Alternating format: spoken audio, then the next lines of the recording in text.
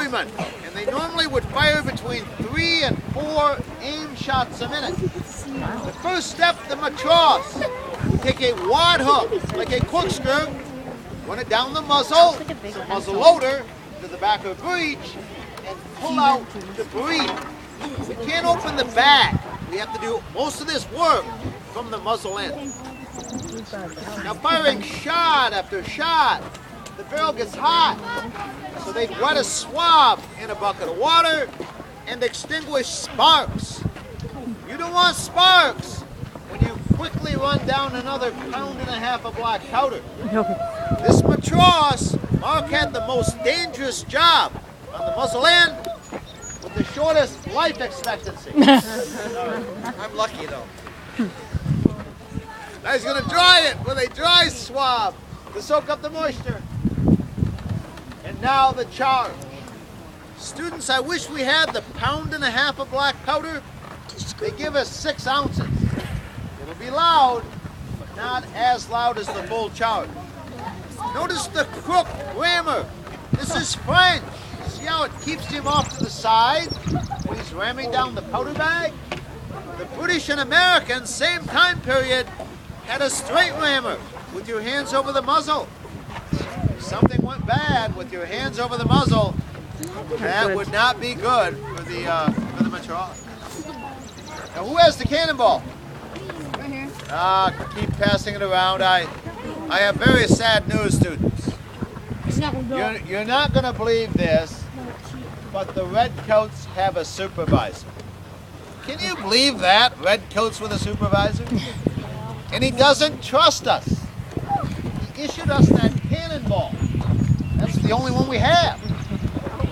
And it's oversized. It will not fit down the cannon barrel. How do you think we know it won't fit?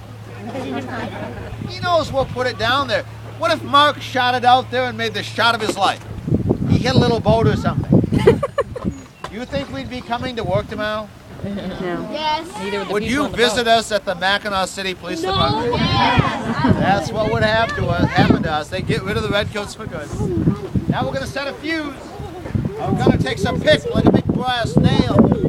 He's going to run it down and pick a hole in that cartridge he rammed to the breech. Now he's going to fuse it with black powder. They'd have the powder in a quill, like a duck quill. Pull out the quill, pick and prime, all in one step. And normally, you know, there's a limber with the ammunition, like a wagon, pulled by horses. They move all the ammunition back, the horses back, then bring small amounts of powder up to the gun. That's why it takes 15 men to assign to this gun. Now light the gun. We have slow match, cotton cord soaked in saltpeter, and a lid stock to stay off to the side when we fire.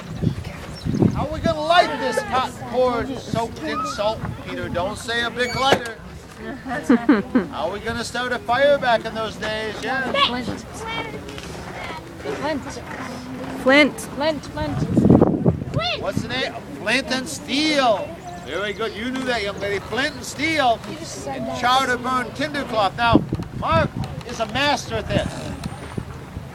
He is so good that we have given him a nickname. Any idea what Mark's nickname is? I like that one, Master of Shooting Bombs. There you go. That's a good one. No, it's not that. Yes. Pilgrim. No. Mark the Marksman. John Wayne fan. No. One more. Yes. Sparky. Oh, Sparky with a slit and steel. These kids are too young. Watch Don't it. get You can sometimes get this on the 7th try. 7th try, yes. I got it first He try. has claimed I claimed #1 spot. So the key is that char cloth, cotton cloth that we cook in a tin over the fire. You had to make that. And when it burns, students, it's like the mantle on a lantern. Boy, you drop a spark on it. If it's windy like yesterday, it burns way too fast. But a very effective way of starting a fire. Little metal tinder box. Pick up the char cloth with your friends. So we'd like to thank you very much for coming to Michilimackinac today. Anybody going to the fort on Mackinac Island? Well, remember the British built Fort Mackinac on Mackinac Island And if those Americans give you any trouble over there, tell them one of these days the redcoats are coming.